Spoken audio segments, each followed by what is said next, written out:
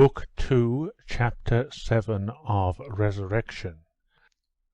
From the crowd assembled in front of the house of the village elder came the sound of voices.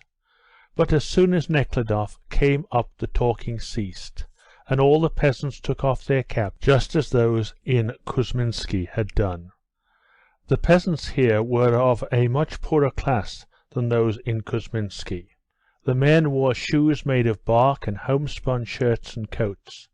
Some had come straight from their work in their shirts and with bare feet. Nekhludoff made an effort, and began his speech by telling the peasants of his intention to give up his land to them altogether. The peasants were silent, and the expression on their faces did not undergo any change. "Because I hold," said Nekhludoff, "and believe that every one has a right to the use of the land." "That's certain, that's so exactly," said several voices.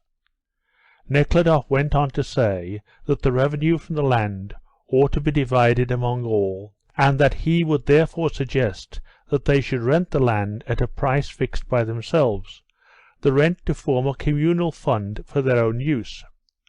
Words of approval and agreement were still to be heard, but the serious faces of the peasants grew still more serious, and the eyes that had been fixed on the gentleman dropped, as if they were unwilling to put him to shame by letting him see that every one had understood his trick, and that no one would be deceived by him. Nekhludoff spoke clearly, and the peasants were intelligent, but they did not and could not understand him, for the same reason that the foreman had so long been unable to understand him. They were fully convinced that it is natural for every man to consider his own interest.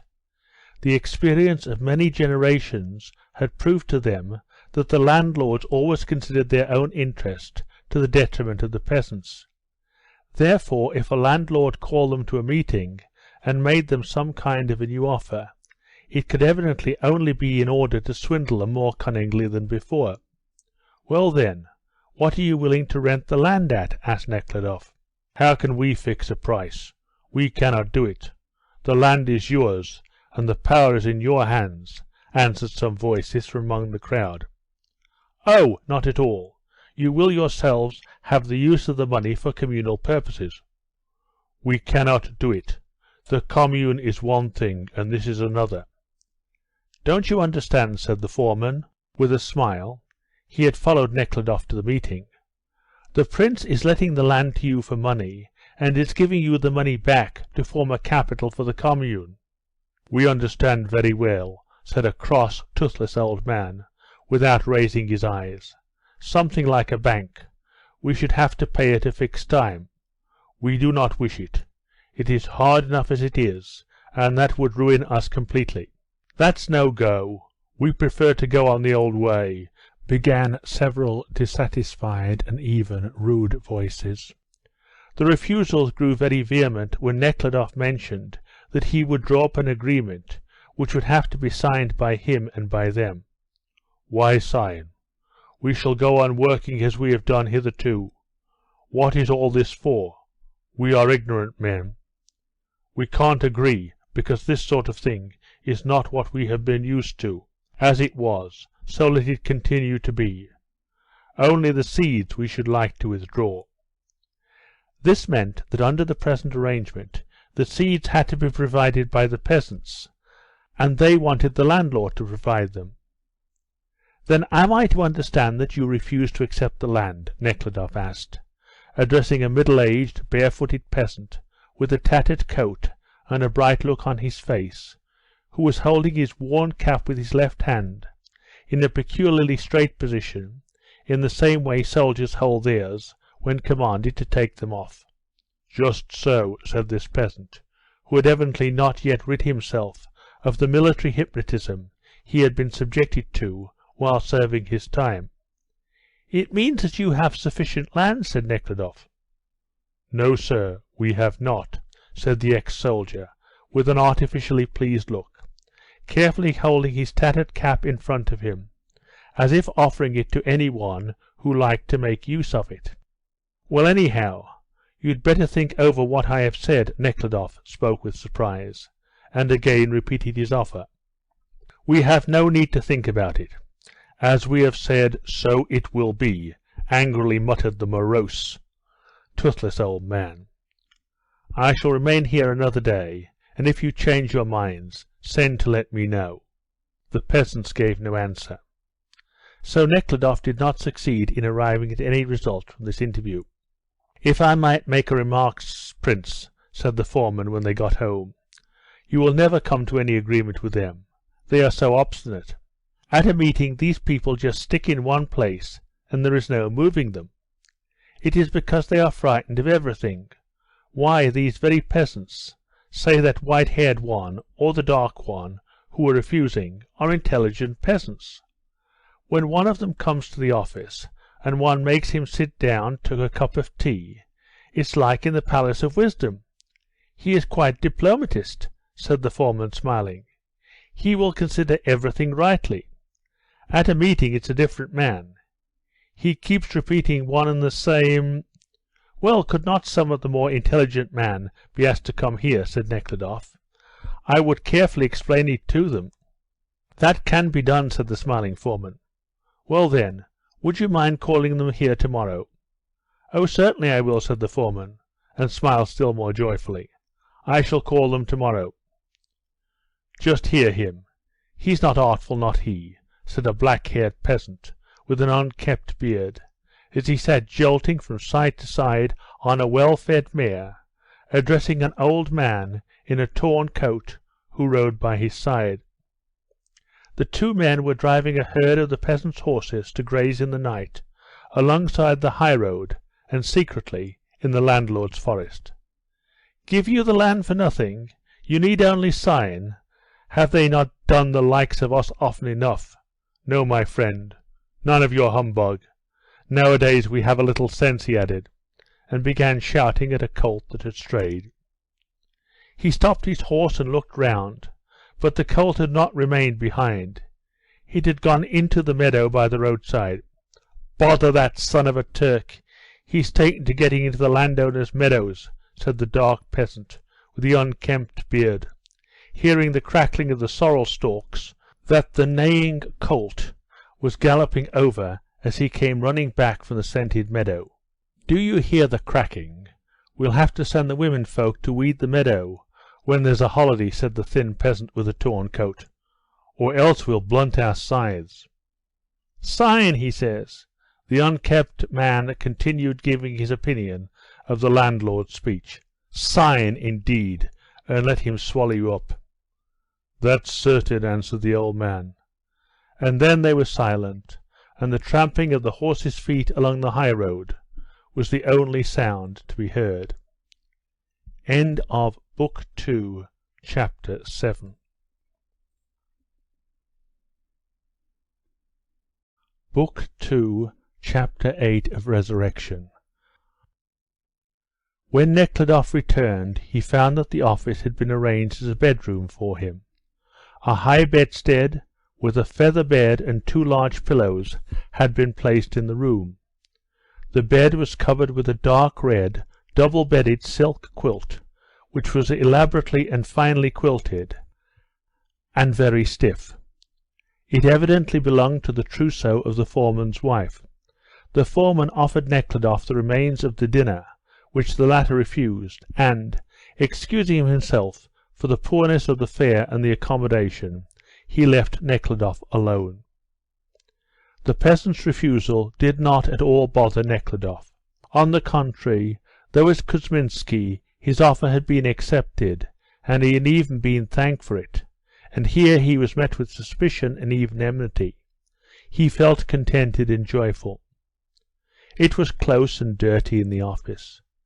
Nekhludoff went out into the yard and was going into the garden, but he remembered, that night, the window of the maidservant's room, the side porch, and he felt uncomfortable, and did not like to pass the spot desecrated by guilty memories.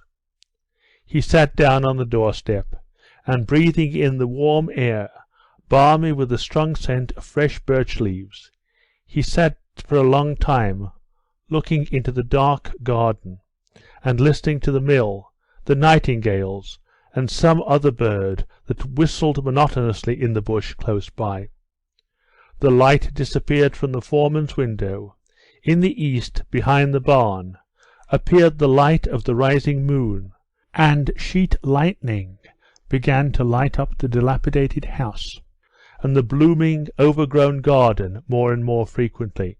It began to thunder in the distance, and a black cloud spread over 1/3 of the sky. The nightingales and the other birds were silent. Above the murmur of the water from the mill came the cackling of geese, and then in the village and in the foreman's yard the first cocks began to crow earlier than usual, as they do on warm, thundery nights. There is a saying that if the cocks crow early, the night will be a merry one. For Nekhludoff the night was more than merry. It was a happy, joyful night. Imagination renewed the impressions of that happy summer which he had spent here as an innocent lad, and he felt himself as he had been not only at that, but at all the best moments of his life. He not only remembered, but felt as he had felt, when, at the age of 14, he prayed that God would show him the truth, or when, as a child, he had wept on his mother's lap, when parting from her, and promising to be always good, and never give her pain. He felt as he did, when he and Nikolenka Ertenieff resolved always to support each other in living a good life, and to try to make everybody happy. He remembered how he had been tempted in Kuzminsky, so that he had begun to regret the house, and the forest, and the farm, and the land, and he asked himself if he regretted them now, and it even seemed strange to think that he could regret them. He remembered all that he had seen today, the woman with the children, and without her husband, who was in prison for having cut down trees in his, Nekhludoff's forest, and the terrible Matrona who considered, or at least talked as if she considered, that women of her position must give themselves to the gentlefolk. He remembered her relation to the babies, the way in which they were taken to the Foundlings' Hospital, and the unfortunate, smiling, wizened baby with the patchwork cap, dying of starvation. And then he suddenly remembered the prison, the shaved heads, the cells, the disgusting smells, the chains, and, by the side of it all, the madly lavish city life of the rich, himself included. The bright moon, now almost full, rose above the barn. Dark shadows fell across the yard, and the iron roof of the ruined house shone bright. As if unwilling to waste this light, the nightingales again began their trills. Nekhludoff called to mind how he had begun to consider his life in the garden of Kuzminsky when deciding what he was going to do, and remembered how confused he had become, how he could not arrive at any decision, how many difficulties each question had presented. He asked himself these questions now, and was surprised how simple it all was. It was simple, but he was not thinking now of what would be the results for himself, but only thought of what he had to do. And, strange to say, what he had to do for himself he could not decide, but what he had to do for others he knew without any doubt. He had no doubt that he must not leave Katusha, but go on helping her.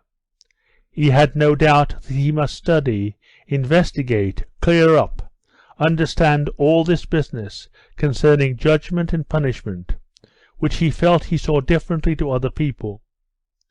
What would result from it all he did not know, but he knew for certain that he must do it, and this firm assurance gave him joy. The black cloud had spread all over the sky. The lightning flashed vividly across the yard, and the old house with its tumble-down porches, the thunder growled overhead. All the birds were silent, but the leaves rustled and the wind reached the step where Nekhludoff stood and played with his hair. One drop came down, then another. Then they came drumming on the dock leaves and on the iron of the roof, and all the air was filled by a bright flash, and before Nekhludoff could count 3, a fearful crash sounded overhead and spread pealing over all the sky. Nekhludoff went in. Yes, yes, he thought, the work that our life accomplishes, the whole of this work, the meaning of it is not, nor can be, intelligible to me. What were my aunts for? Why did Nikolenka Erteniev die? Why am I living? What was Katusha for? And my madness? Why that war? Why my subsequent lawless life? To understand it, to understand the whole of the Master's will, is not in my power. But to do his will, that is written down in my conscience, is in my power. That I know for certain. And when I am fulfilling it, I have sureness and peace. The rain came down in torrents, and rushed from the roof into a tub beneath. The lightning lit up the house and yard less frequently. Nekhludoff went into his room, undressed and lay down, not without fear of the bugs, whose presence the dirty, torn wallpapers made him suspect. Yes, to feel oneself not the master but a servant, he thought, and rejoiced at the thought. His fears were not vain.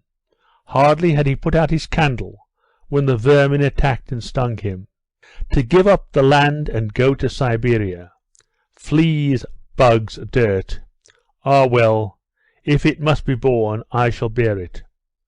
But in spite of the best intentions he could not bear it, and sat down by the open window and gazed with admiration at the retreating clouds and the reappearing moon. End of Book 2, Chapter 8.